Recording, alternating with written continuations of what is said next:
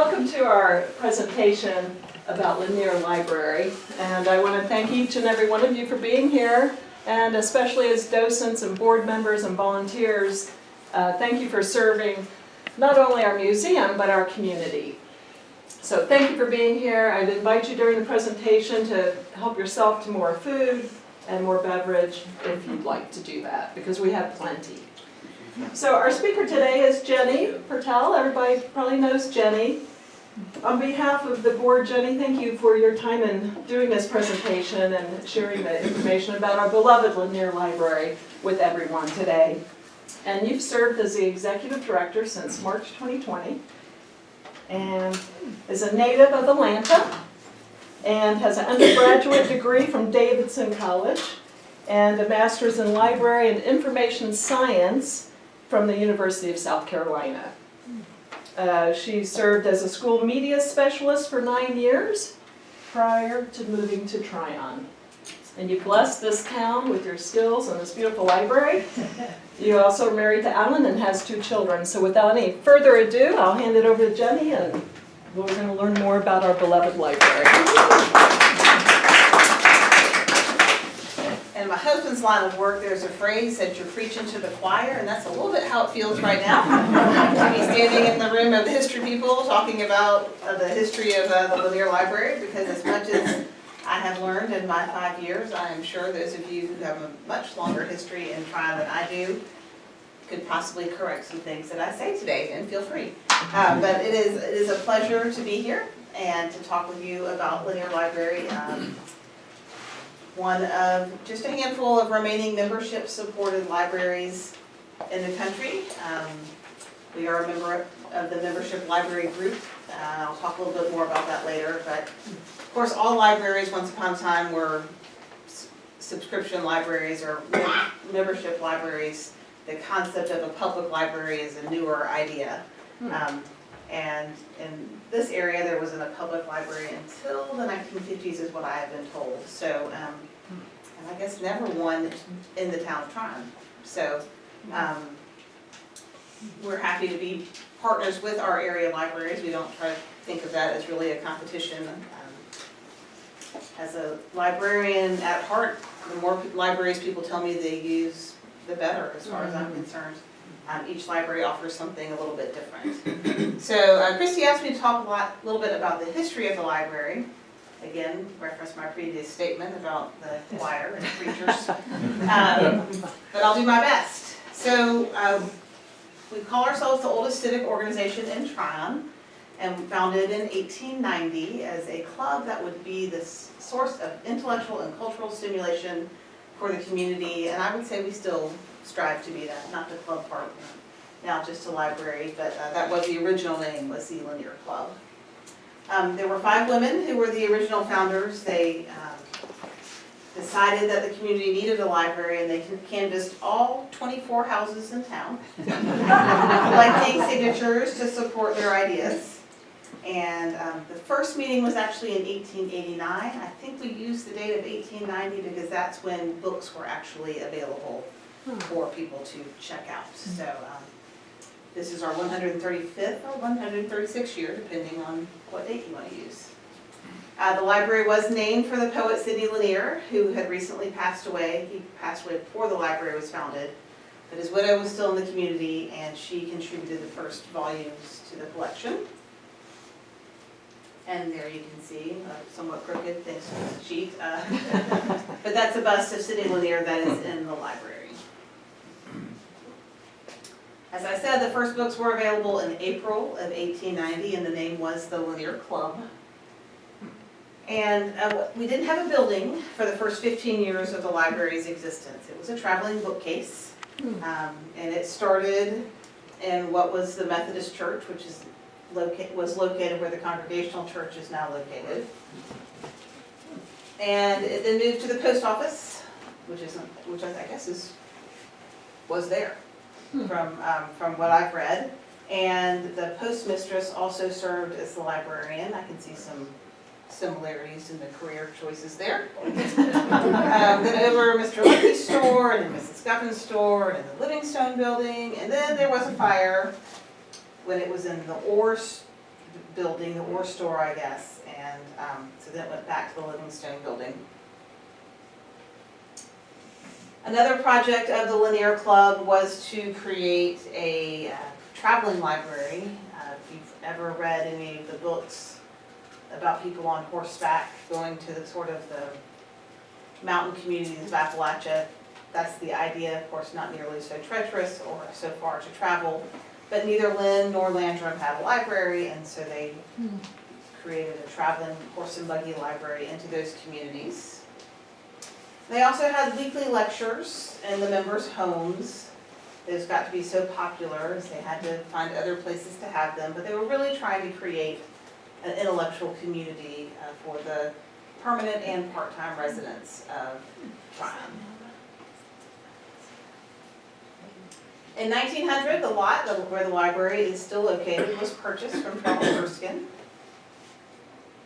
And then 4 years later, so we had the lot before we had the building, and 4 years later there was a fire that destroyed the 700 books in the collection, including those two for Mrs. Lanier. Oh, boy. And because of all the work that the club had been doing to support efforts in the community, people in the community were very generous giving back in efforts to repurchase books and rebuild the collection. And here is an early picture. You know it's early because in the bottom right-hand corner you see the horse. An early picture of the library. It is sometimes hard for me to tell it's the same building because we have had so many additions to the building, but that's the Chestnut Street entrance as it was early on. So I mentioned that the community, the members of the library were very civically involved. They were instrumental in the founding of the Tryon Cemetery. They led some public health initiatives, including some tuberculosis education. I found this really interesting. I do know this, but you forget it, that there was a time where schools were much more, the schools were run however the community wanted the schools to be run rather than a statewide mandated number of days of school and when they started and when they ended.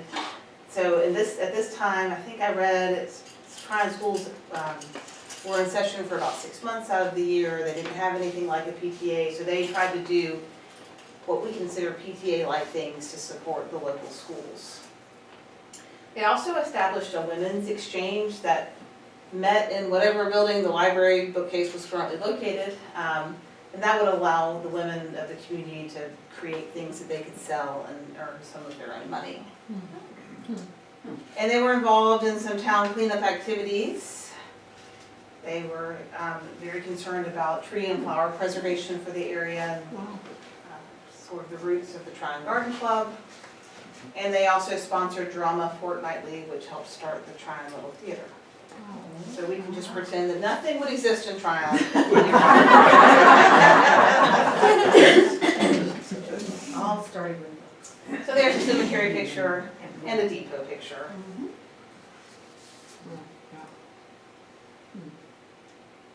In 1905, they decided to incorporate into an actual organization, no longer just a club of women. They got a small loan, built that original building for $1,375. Pretty sure you can't buy much for that much money. And the building opened to the public in December of 1905. It's cut off a little bit, but often we get asked when people come in, what was this before it was a library? It was nothing before it was a library. It's only ever been a library. It does have that house-like feel, and no one would build a library in this century with that design, but we're glad we still have what we have. And that's a postcard with a picture of it on there, slightly later than the horse picture. And that would be the entrance, if you were leaving, going out the door to Chestnut Street. That's what it looked like at the time, before they built the offices and the hallway that now has the bathroom. The library programs have always been very important and popular, and they covered all sorts of topics. You can imagine that before the day of the internet, or even the television, ways to get international and local news. Someone who maybe had traveled would come back and report on something that they'd experienced. They would have music performances. There was at one time a piano in the library. I don't know where they kept it because there would be no room for it now. They would have drama performances, and they did a lot of public interest. If there was a community concern, they would put together a program to address it. And first programs were held at the Opera House, which I've been told is now the site of Wilbur Ross. Opera. Some of the more popular programs included William Gillette giving an impersonation of his Hartford neighbor Mark Twain, American naturalist John Burroughs, Robert B. Peedy on the making of a newspaper, and his wife, Elia Peedy, spoke on some literary people I have known. I would have liked to have heard that one. And then Tryon residents Jim and Todd Black would often come back and report on many of their world travels. I think that you could say that the club took advantage of all the different kinds of people that were living in the community and tried to give interesting programs. And you have videos of all these? Oh, yeah.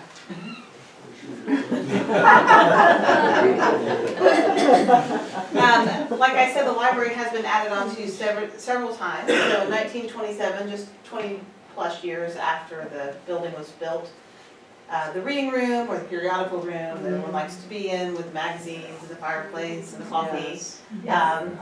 That was added by James Holden, who did it as a tribute to his parents. And in a non-physical edition, we did decide to add men in 1930. So the library, for 20 years, they associated with the General Federation of Women's Clubs. And thus they could not have men as members during that time. I don't believe, sorry men, that the reason why they disaffiliated was so that they could admit men. I think it was more to be a part of the Federation of Women's Clubs. There were lots of national events you were supposed to be involved with, raise money for, support. And the women of the Lanier Club were more interested in being locally focused. So they wanted to focus on what they saw as the needs of Tryon. So they disaffiliated with the Women's Club, and that meant they could allow men to join the library. We're so glad. And then in 1940, they realized, oh, this thing's kind of expensive to run, so maybe we need some help. And they began requesting donations of financial support to continue. The building, if you read in our history books, there was something breaking all the time. In 2025, that's exactly the same. It's So, actually interesting that that was right at the end of the Depression. They went through those years without. Well, and that may have been how they depleted all of Probably, what they had. yeah. So now people have money and we can ask them for it. And so this is an old picture of the periodical room. There's a lot that remains the same and a lot that is different. It was cozy then, like it's cozy now. And the circulation desk was not always where it's located now. So this is, that's the Melrose side of the building. Looks a little different because there's an entire addition behind some of those windows now. Another change was in 1956. They changed their name to the official Lanier Library Association and established it as a 501c3, which is one of the older ones in the area, I'm sure. I do have all the documents of that. It's kind of fun to look at. The two-story addition was added to the back of the building in 1967, so that is the nonfiction wing of the library. And then downstairs, it's now the Leduc room, but for a while we didn't use that as part of the library. It was actually rented out. So that was the original home of the Polk County Community Foundation. There was a travel agency in there. I believe there was a frame shop in there. So it wasn't called the Leduc room, I think, at the time until after we took it back over as part of the library. And then in 1988, what I called Fiction Wing was added. It's named for Elizabeth Brady Farwell, and that addition was designed by Holland Brady. So that's the big, beautiful natural light room. A lot of people like to, I think really people take naps back there, I'm not gonna lie. That's okay. Take a nap if the seat is comfortable enough for you. And then in 2017, the library was offered to take over the Felburn Foundation Nature Library, which had been located in a building on 176. They were deaccessioning their collection and offered it to the library. We did not take all of their books, but we took a lot of them, and inside the Leduc room is now the Feldman Foundation Nature Library. So they were kind enough to give us a donation to go with the work of taking all those books out of your building and deciding which ones were worth keeping and which ones were not. So that's a current picture of the main room of the library, and that's an aerial view of the fiction wing. You can probably see somebody taking a nap in there. So I like to bring up this because it always gets asked about when did Nina Simone play at the library, and were her parents asked to move to the back? I'll tell you what we know. There was an article in which she was quoted that when she was 11 years old, she was playing a concert at the library and the parents were sitting on the front row and they were asked to move to the back before the performance. Now, 1949, she was not 11 years old. And that's the only proof that we have that she ever played a concert in the library. We looked through all the minutes that we had, and these are copies of those minutes. This is when it was approved in April of 1949, and then this are excerpts from the bulletin advertising her upcoming concert. So yes, she did play. She wasn't 11, she was 16. That she was, invited to play, and if that happened there, it just didn't happen if she was 11. So we had people come in all the time, and we take pictures of the piano she played. There is no piano. I have no idea what happened to that piano, but it hasn't been there in a very, very long time. So in addition to our over 20,000 books, we do have quite a collection of sculptures, painting, pottery, portraits, trying to make our items, and we are not trying to be an art museum. These are items that have just been donated to the library over time. We do receive donations if they have a Tron connection or something to do with Sidney Lanier. That was something that we've acquired in my time there as a portrait of him. So this is a Mazanovich painting. You can see Tron Toymaker items. There's a painting of the house where Sidney Lanier died, and there's an example of one of our sculptures. So we have limited wall space because most of it's taken up by books. So we try not to pick up too many pieces of artwork, but we do like to have artwork that represents the community and its history. And we do have a card catalog that people use. We also have an online catalog, and people can use that as well, but I wish I had had time to insert the picture of one of our newest members, who is maybe 18 months old, playing with the card catalog. I'm sure she will never understand the idea behind it, but we do still maintain it, put all the new cards in there, take out all the old cards of things we don't no longer have. And we do still date stamp books in the back. And what people like the most is if you check out a book, we put your number in there, and so if you've forgotten if you've read it, you can always check. I'll reread it. Or you can reread it too. I just did that. I think I remembered all of it. In a nod to current times, we have added a digital platform, so we offer access to Hoopla for our members. Could you give a brief description of what that is? Sure. Hoopla is a digital platform. You can check out ebooks, audiobooks, movies, TV shows, and music streaming on either a phone, a laptop, or TV, whatever you would like to use it most for. I mean, you can have it on all of those, but most people I probably use it most on their phones or tablets is my guess. Our most popular item is audiobooks. People check out more audiobooks than anything else on Hoopla. And you can, if you're a library member, check out up to 6 items per month. So 6 books or 6 combinations of books and music and TV shows. Like I said, we're strongly an audiobook community, and I think people use it to listen to books in their car because no one has a CD player anymore. If you buy a new car, they don't give you a CD player with it anymore. Okay. We do still host one program, at least one program every month.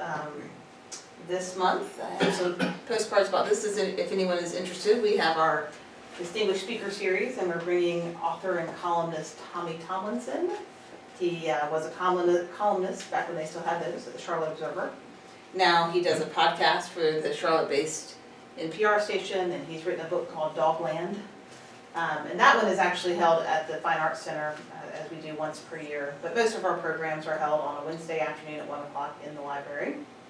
Last month, we were supposed to have a great program on birding, but instead we had a snow day.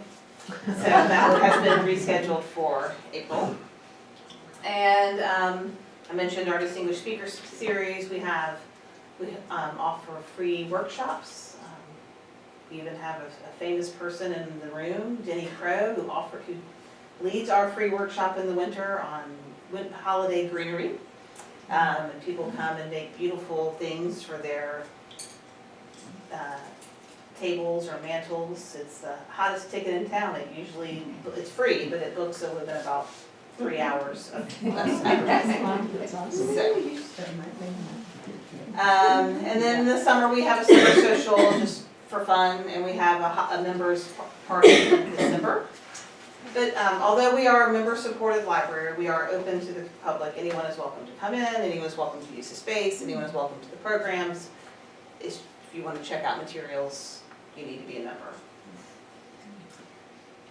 And here's a nice picture of the children's room. Not need that to happen. So here we are at 135 or 136 years. As I said, we're one of only a few membership libraries left in the country, and only 2 in the Southeast. The only other one in the South is the Charleston Society Library. We are, to be a member of the membership library group, you do have to be financially self-supporting. You can't receive government funds, and you can't be sort of an offshoot of another organization. And you must provide a circulating library to your members. So if you just have books that people can come in and look at on site but can't take out, you are a kind of library, but you're not a part of the membership library group. Because while we do care a lot about our history, all of the organizations do, and some of you I'm sure have been to the Boston Athenaeum or to the Society Library in New York or in Charleston. And all of those parts, the history is very important to all of them, but we think of libraries as living, ongoing organizations. So we want people to come in and check out a book or read a magazine or use a library the way it's intended to be used. So we meet once a year, the directors do, and we share ideas and sometimes maybe complaints and discuss the things we have in common. Many libraries are currently doing major renovations. We've been talking about those a lot. And last October, we met in Cincinnati at the Mercantile Library there. And this October, we get to go to New York, to the Society Library in New York. Jenny, how many are there now? Is it There are 17. 20? Yeah. 17. There is actually a new one that was founded in Seattle, I think 2017 or 18. They're getting ready to have they're going to host the membership library group next year, so 16, for their 10-year anniversary. So Where do we stack up in the chronology? relatively new. Okay. Most of them are much older. Okay. I mean, some of them are pre-revolution. Really? Yeah. I think it's, They're mostly New England. Mostly New England. yes. Yeah. New York and Charleston are the oldest. Yeah. In New York, the Society Library is the one that George Washington went to. Really? Yeah, I think he still has a book out too.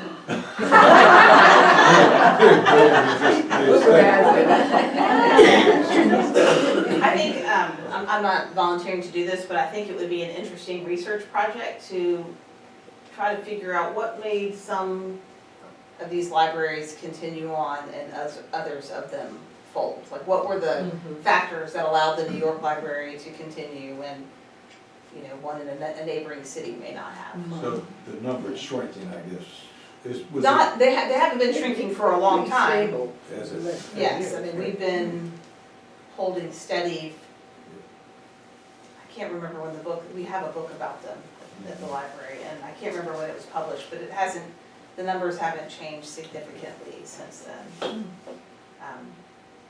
But as public libraries became more common, many of them folded, or they merged. Yeah. And they said, Tryon let's is the smallest town to have one, though they're buy a whole St. lot. Johnsbury. St.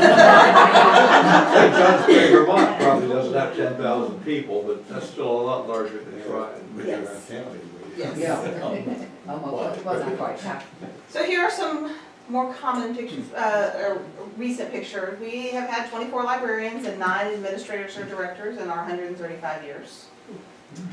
And we currently have a 9-member board of directors. We meet every month. There are 6 employees of the library.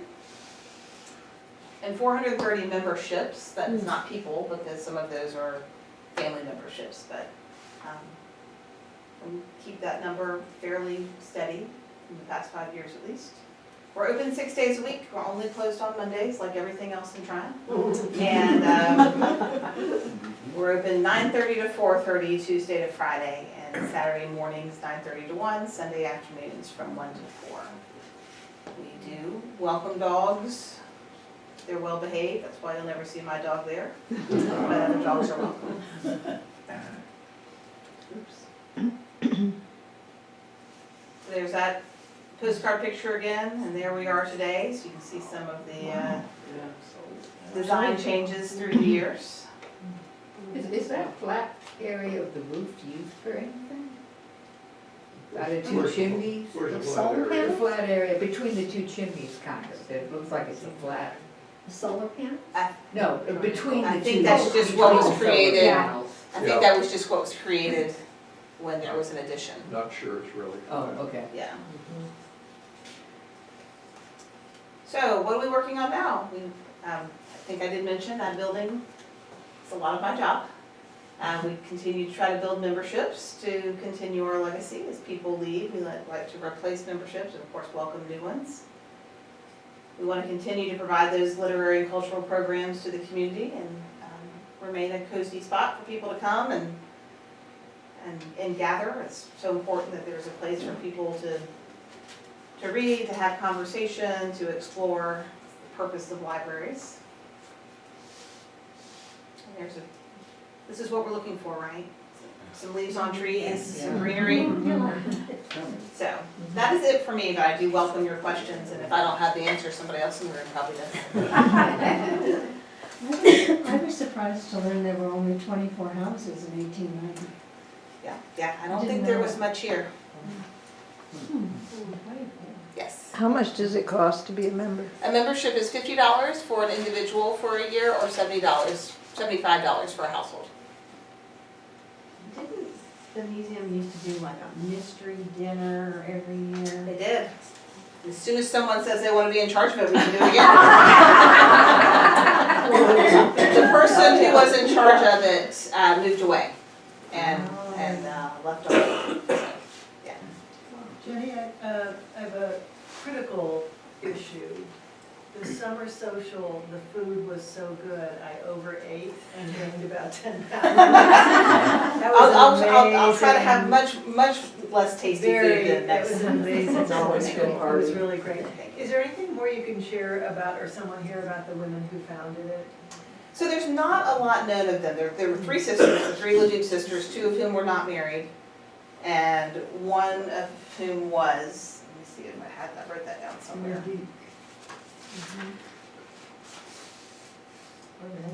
So it was Miss Lucy Leduc, Miss Mary Leduc, and then their married sister, Mrs. Elizabeth Boardman. And they rented a cottage together. It says on the corner of Laurel and Embry Streets. And then they had 2 friends, one married Mrs. Thomas Knott, I love how we don't know her first name, and then Miss Amelia Spence. And the 5 of them are the ones who, and none of them was a permanent resident. Oh. So they were all summer residents, probably came from communities that had libraries and thought, well, we need a library in this community to offer the kinds of programs that maybe they were experiencing and services that they were experiencing.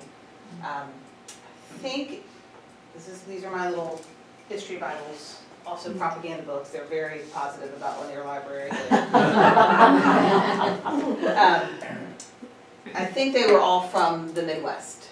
Was it open year round, the library? I think it was open when whatever building the bookcase was in was open. No. so probably not. Yeah. These books, they focus a lot on the different programs. In fact, this one, the red one, has a list in the back of all the programs. I mean, half of the book is just the listing. Well, how many, Of what the period programs. does that cover? This one goes from 1890 to 1965, Oh, wow. and this one's for the 100th anniversary, so it's 1965 to 1990. Was it unique for them to come up with the idea of a traveling library back then? No, I don't think so. There were a number of people and organizations who were concerned about lack of access to printed material in places that were either too rural or too difficult to get to. There's quite a few books about the women horseback librarians in Kentucky. Happy to direct you to those. They're really good books, actually. Yeah. So no, that was a concern for a lot of people who were starting to see that, you know, literacy wasn't necessarily freely available across, nationwide. So. What are your biggest challenges right now? I think continuing, there's a lot of organizations in town, so Yeah. continuing to engage people. We do have great attendance at our programs. We always would love to have more members. But more than just numbers of members, you want your members to be engaged, just like any organization. A name on a list isn't nearly as important as a person who comes in and either uses the materials or attends a program or comes and eats too much food at the summer social, whatever. You do have an endowment. We do have an endowment, yes. How many organizations in Tryon have endowments? I do not know. That's a good question. I think Um, Lanier, TFAC, and some churches. We've been fortunate, and I think it speaks to the role a library has played in people's lives when they've been here. We've been fortunate over my 5 years to receive a couple of estate gifts that I can take no credit for because those people established their relationship with Lanier long before I was here. When was the endowment formed? Do you know?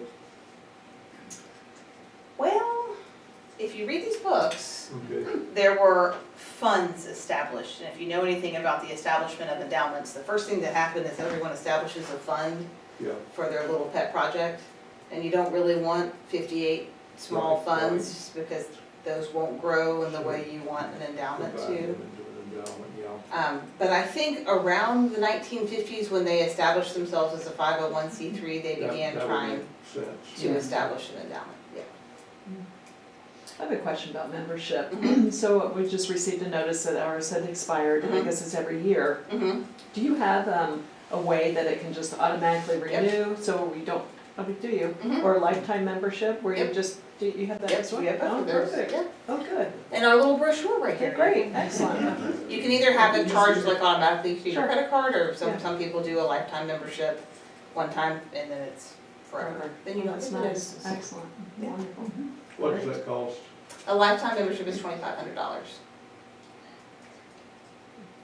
And we have probably one or two people every year when they sign up, they just say, Mhm, here I am. mhm. I will say probably Mark McCall and I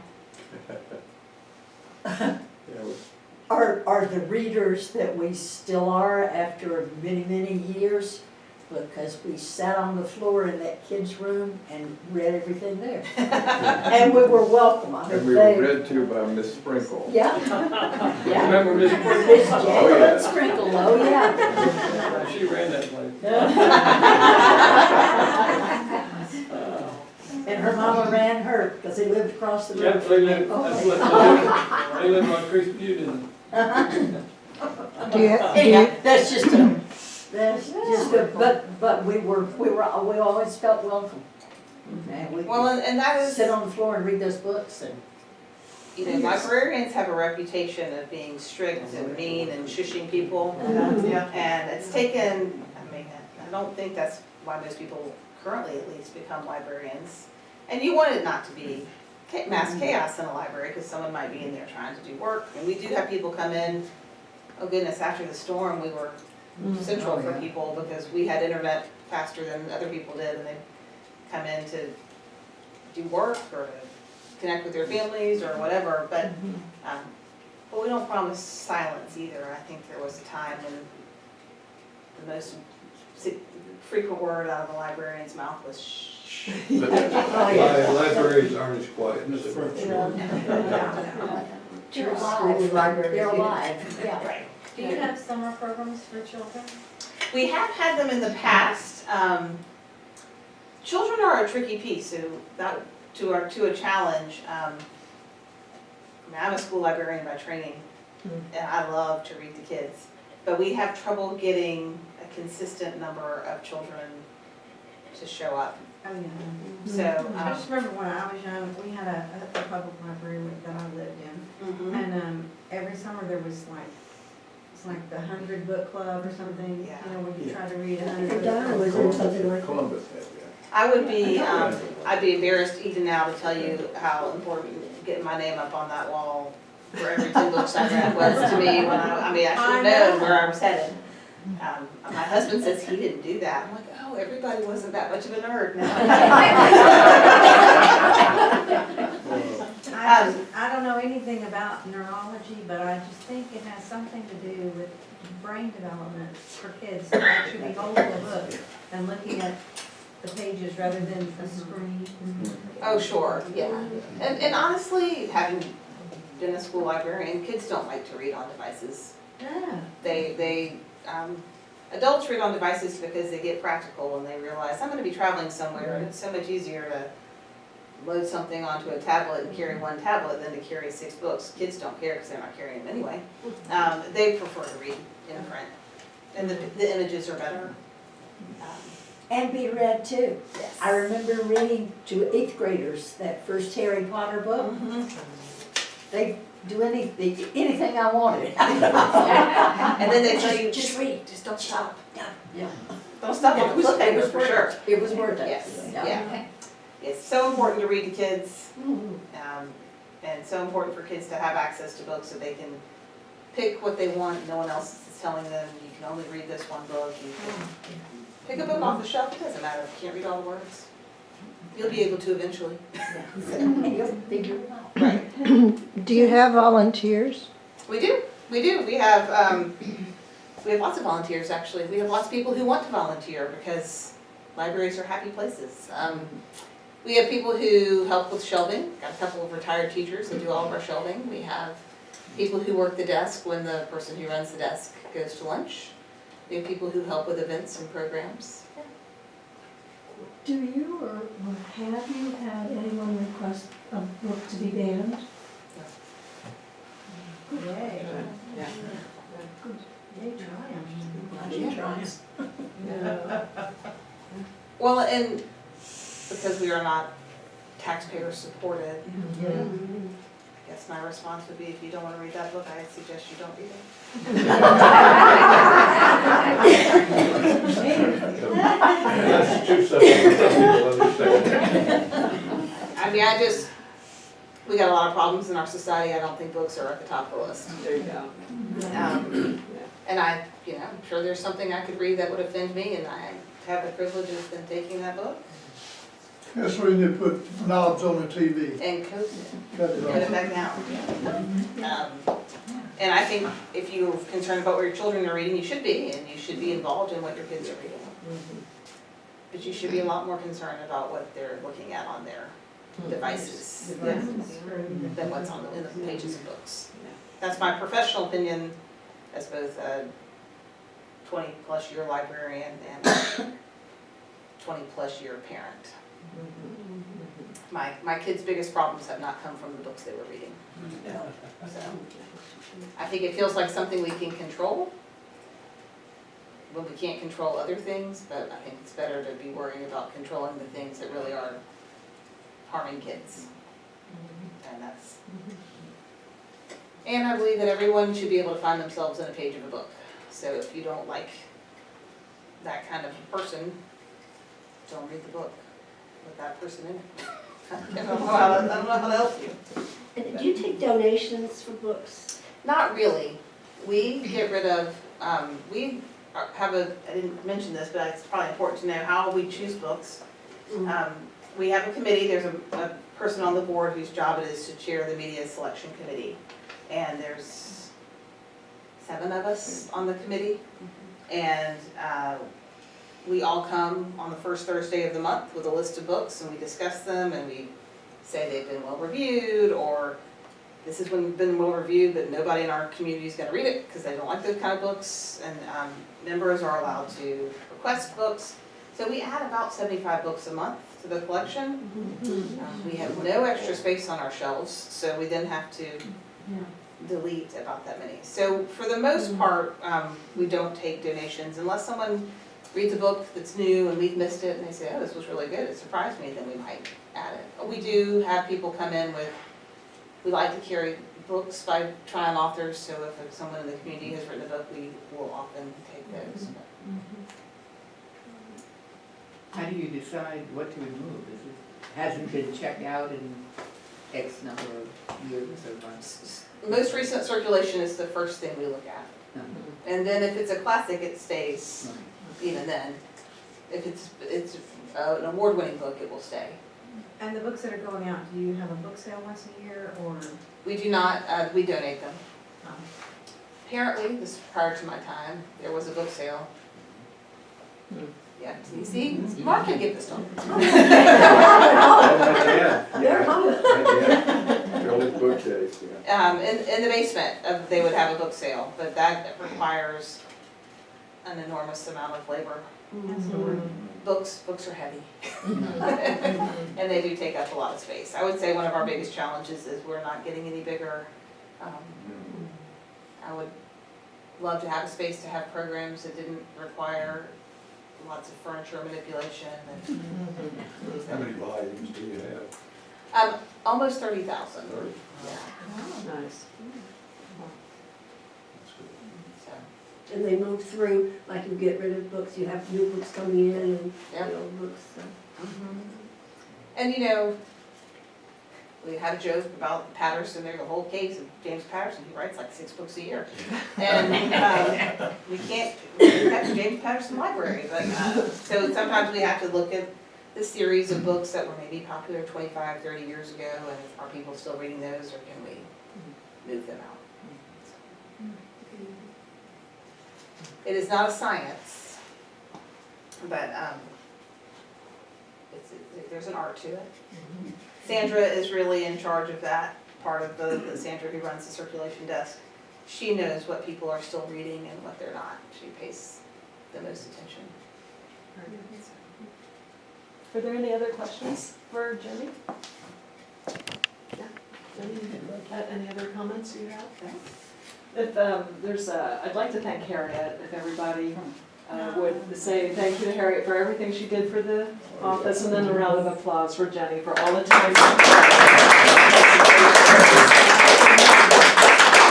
And if you note this next program, and then Dick, if you have anything to add, the next program is our Tales of Triumph, March 20th, at the Presbyterian Church, not Holy Cross, right across from Harmon Field. So please take this pamphlet as a reminder. I'll add one comment to Yeah, that. please. I was asked a question. I think everybody, I'm probably not going to say anything all of you don't know, but I was asked a question about the design of the Presbyterian Church. I think all of you know Holland Brady designed that church. Shields requested to be held there. I said, well, they did that for Dean, so I think they'll do that for you. And probably everybody in the room knows Shields, but he is an exhaustive thinker, talker, scholar. He'll cover the bases on this. And of course, there was a close personal connection here. He was very familiar with both men, a brother and a brother-in-law.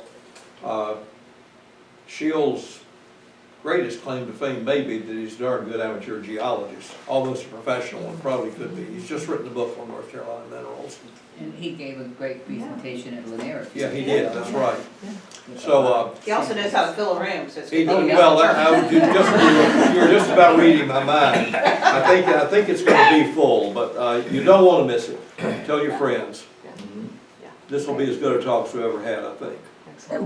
What is he talking about? Oh, he's talking about, good question, Ellen. He's talking about mid-century architecture mostly.